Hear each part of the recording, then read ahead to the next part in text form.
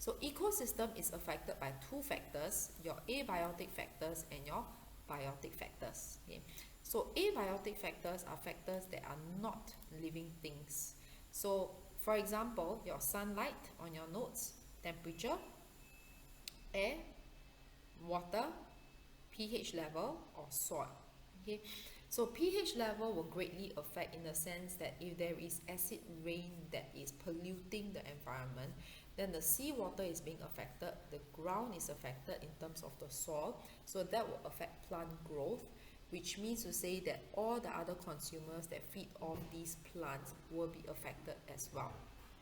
Okay, so every ecosystem, be it in the ocean, okay, on land, even on land you have got tropical islands like Singapore or the desert areas, so they have developed adaptations to live within that particular ecosystem. Okay, so structural adaptation will be how the body structure help the organism to survive.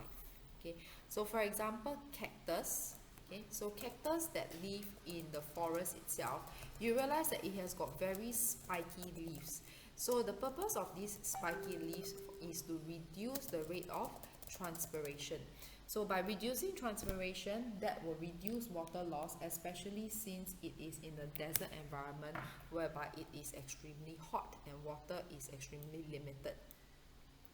Behavioral adaptations will be how animals live in order for them to adapt. So for example, in places that have very long cold winter regions, okay, animals actually hibernate, so which means during summertime and springtime up till the early to mid part of autumn, these animals will be eating and storing food.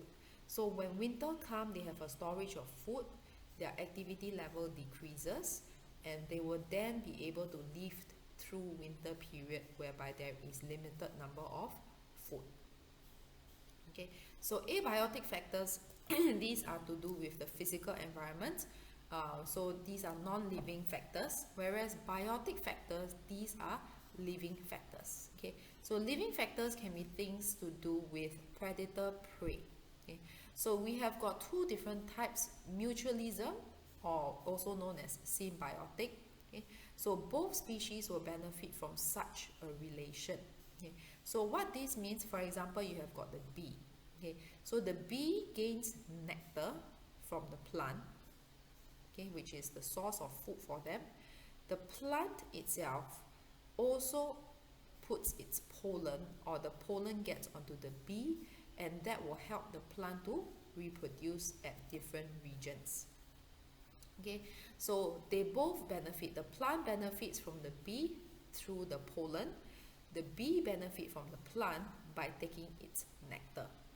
Okay, the next one, commensalism, is whereby one is benefiting but the other one has no effect. Okay, so in this location you have got the anemone fish hiding here. Okay, so the anemone fish will be able to gain the advantage of not being seen by the predators through camouflage, while the area that it is hiding at will gain no harmful effect. Okay, the last one is, you might have it in your school, you might not have it, it's called parasitism. Okay, so parasitism, as the name suggests, is whereby one benefit while the other is harmed. Okay, so for example, things to do with your blood parasites. Okay, so blood parasites are present in some animals or even in some humans depending on where they are at. So the parasites will be able to flourish, they can grow. Okay, so even parasites that are present in ocean fish, these parasites, they are able to grow within the fish, but the fish do not get anything beneficial from the parasites. In fact, the fish is at a very high risk of dying themselves.